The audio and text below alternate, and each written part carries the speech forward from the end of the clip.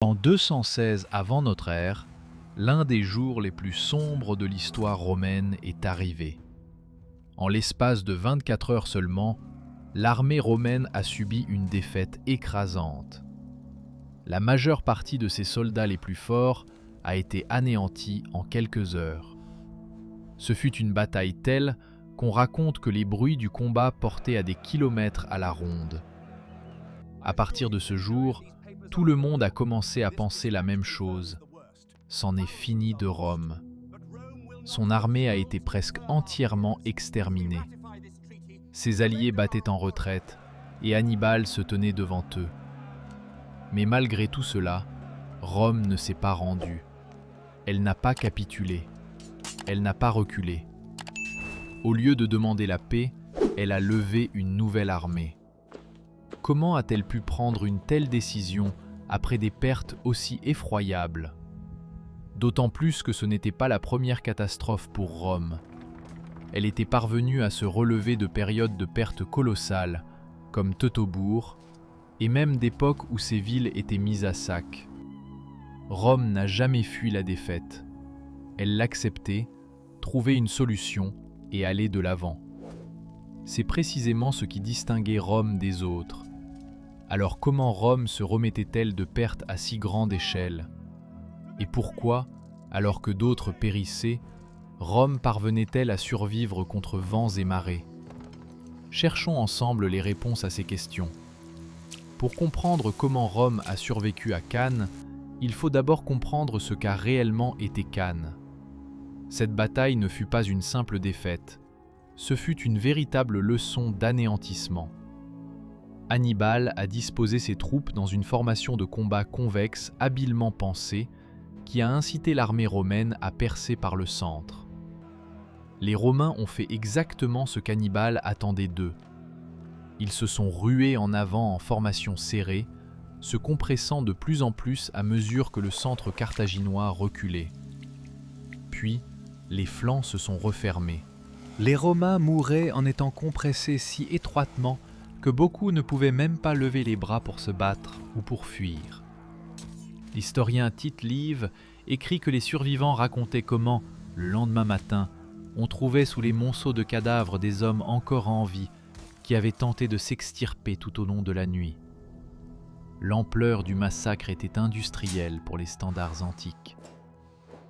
Les conséquences politiques à Rome furent immédiates et sévères. Plusieurs consuls y ont laissé la vie. Le Sénat a perdu un quart de ses membres en un seul jour. Les États alliés italiens, guettant les signes de faiblesse de Rome, ont commencé à passer du côté d'Hannibal. La route vers Rome elle-même semblait grande ouverte. Ce qui s'est passé dans l'enceinte du Sénat dans les jours qui ont suivi Cannes est l'un des épisodes les plus remarquables de l'histoire romaine. L'historien Polybe, qui avait accès aux sources romaines, note qu'il n'y eut ni panique, ni accusation mutuelle, ni effondrement des fonctions institutionnelles. Le Sénat s'est réuni. Il a évalué la situation. Il a pris des décisions. Il a suspendu les règles habituelles concernant qui pouvait servir dans l'armée. Il a armé des esclaves, une mesure que la tradition romaine considérait comme profondément répréhensible. Il a rappelé des commandants d'autres théâtres d'opération. Il a organisé les survivants. Il n'a pas négocié. La décision de ne pas négocier fut cruciale. Hannibal avait envoyé un officier romain capturé à Rome pour entamer des discussions sur les conditions.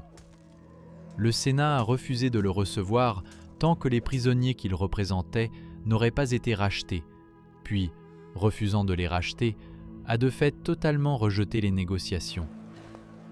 Une ville qui refuse de discuter des conditions après la perte de 70 000 hommes en un seul jour est une ville qui a pris une résolution ferme. Le Sénat a décidé qu'aucune condition ne ferait admettre à Rome sa défaite. La capacité de Rome à survivre à une défaite catastrophique n'était pas le fruit du hasard. Elle était le résultat de caractéristiques institutionnelles spécifiques qui ont été créées, testées et perfectionnées au cours des siècles de l'histoire romaine. Premièrement, les réserves d'effectifs. Le système militaire romain, contrairement à celui de la plupart des États antiques, ne reposait pas sur une seule armée professionnelle. Il s'appuyait sur un système de conscription à plusieurs niveaux qui, dans des situations extrêmes, pouvait mobiliser une proportion stupéfiante de la population.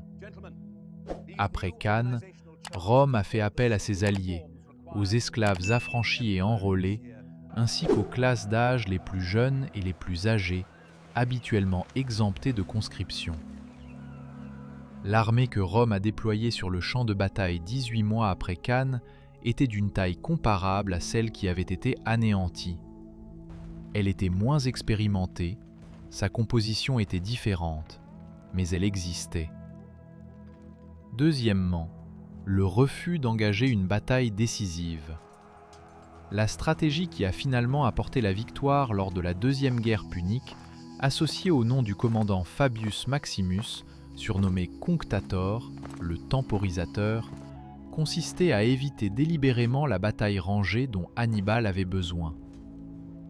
Au lieu d'affronter Hannibal directement, Fabius harcelait ses lignes d'approvisionnement, coupait ses détachements de fourrageurs et le privait de la victoire décisive qui aurait forcé Rome à négocier.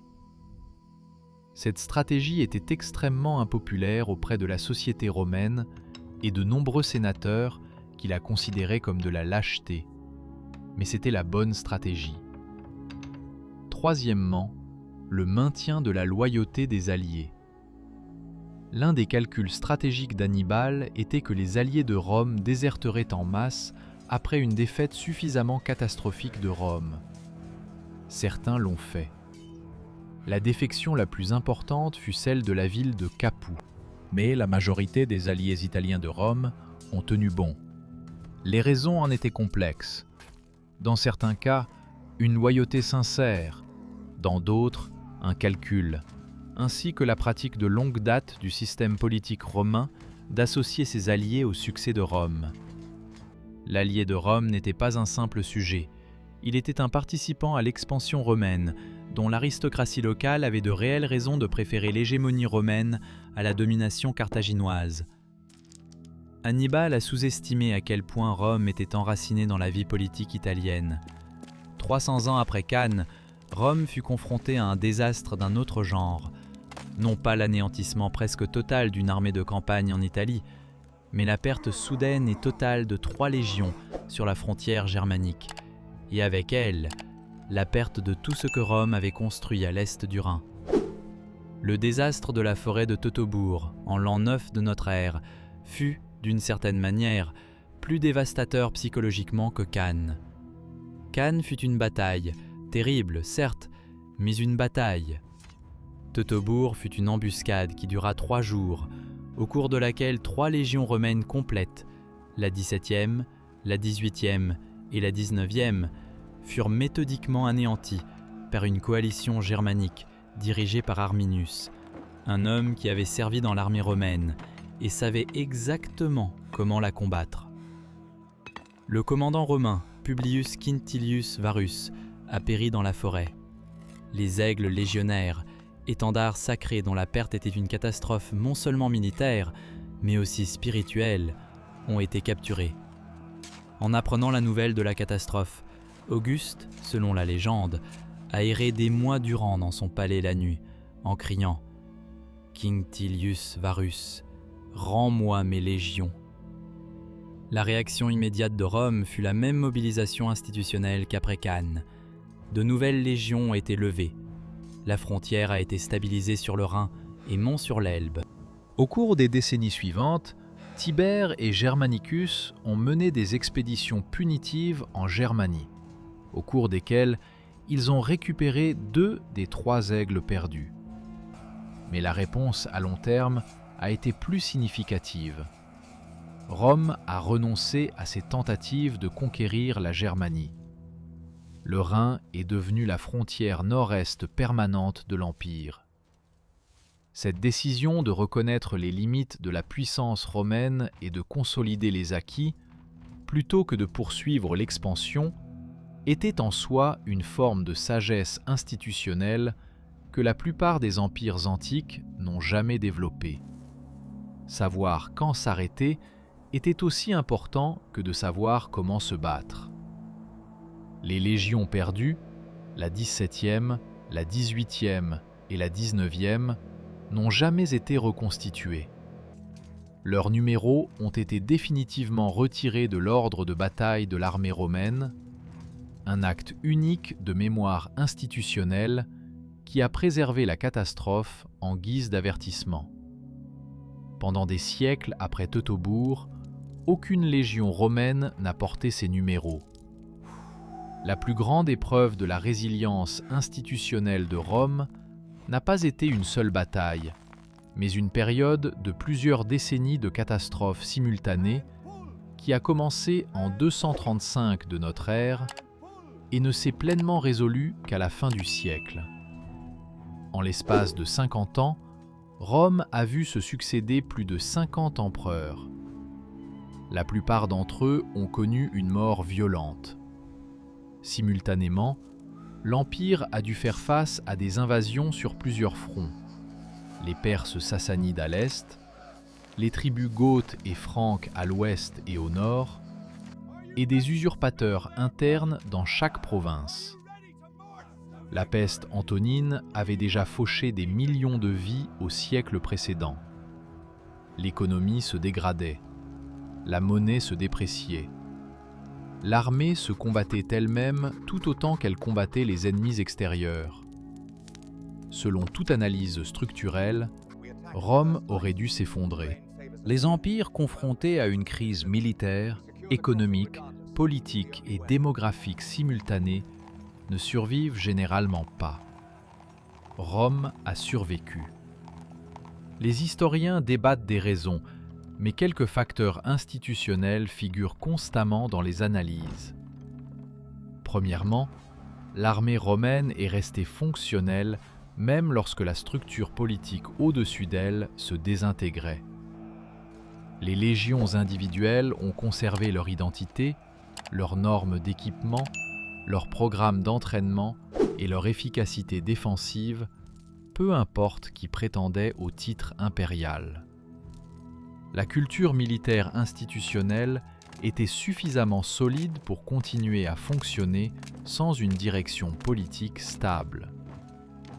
Deuxièmement, l'infrastructure administrative de l'Empire, les routes, les greniers à grains, le système juridique, le mécanisme de perception des impôts, a continué de fonctionner pendant la majeure partie de la crise.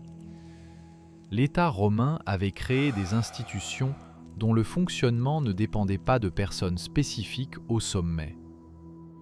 Lorsque les empereurs mouraient tous les quelques mois, les gouverneurs de province et les commandants militaires qui maintenaient le système en marche continuaient pour l'essentiel à faire leur travail. Troisièmement, les empereurs réformateurs de la fin du IIIe siècle, Aurélien, Probus, Dioclétien, ont pu utiliser l'infrastructure institutionnelle préservée comme fondement pour une restauration systématique. Ils n'ont pas eu à reconstruire l'État romain à partir de zéro. Ils ont dû réparer et réorganiser un système qui était endommagé, mais non détruit. La différence entre réparer et reconstruire à partir de zéro se mesure en décennies. La capacité de Rome à survivre à ses pires défaites révèle quelque chose sur la conception des institutions qui dépasse le cadre de l'histoire militaire. Le schéma que l'on retrouve à travers Cannes, Teutobourg et la crise du IIIe siècle est cohérent. Rome a survécu non pas parce qu'elle avait les meilleurs généraux, les meilleurs soldats ou plus de chances que ses ennemis. Elle a survécu parce qu'elle a bâti des systèmes militaires, politiques, administratifs, sociaux qui étaient plus résilients que les catastrophes auxquelles ils ont été confrontés. La résilience, dans ce sens, signifie quelque chose de très concret. Cela ne signifie pas l'absence de dommages. Après Cannes, Rome a été véritablement mutilée. Son armée a été anéantie. Ses alliés ont vacillé. Sa classe politique a subi des pertes colossales. Après Teutobourg, Rome a perdu définitivement un territoire et a abandonné un objectif stratégique pour lequel elle avait consacré des décennies. À l'issue de la crise du IIIe siècle, Rome en est ressortie plus petite, plus militarisée et économiquement plus faible qu'elle ne l'était auparavant. La résilience signifie la capacité d'encaisser les dommages et de continuer à fonctionner, de perdre sans être détruit, de subir des échecs mais sans s'effondrer. Rome possédait cette capacité parce qu'elle l'avait délibérément construite au fil des siècles, en utilisant la même approche systématique que celle qu'elle appliquait à tout le reste. Une conception institutionnelle qui répartissait les risques. Des systèmes redondants, capables de se relayer en cas de défaillance de l'un d'eux. Et une culture qui traitait l'échec comme un problème à résoudre, et non comme une fatalité à laquelle il fallait se résigner. Le refus du Sénat de négocier après Cannes n'était pas un entêtement irrationnel. C'était l'expression d'une culture institutionnelle qui avait fondamentalement décidé: il n'y a pas de défaite dont il soit impossible de se relever. Cette décision, soutenue avec constance pendant des siècles, est devenue une prophétie autoréalisatrice. Rome survivait à ses pires défaites parce qu'avant même ces défaites, elle avait décidé que survivre, c'est ce que fait Rome. Il a semblé que Rome s'était effondrée à de multiples reprises au cours de l'histoire. Cannes, Teutobourg et la crise qui a suivi des siècles plus tard. La plupart des empires n'y auraient pas survécu. Mais Rome n'était pas comme les autres. Pour eux, ce n'était pas la fin, ce n'était qu'un point d'arrêt. Car Rome n'était pas seulement concentrée sur la victoire, elle savait aussi comment se remettre d'une défaite. C'est précisément ce qui la distinguait des autres. Les guerres n'étaient pas toujours gagnées. Des armées pouvaient disparaître en un instant. Mais tant que le système restait intact, il y avait toujours une issue. C'est peut-être pourquoi, après chaque défaite, cette armée devenait plus dure, plus expérimentée. La question principale est, à votre avis, qu'est-ce qui fait la force d'un empire? La capacité de ne jamais perdre ou la capacité de se remettre sur pied sans abandonner après une défaite?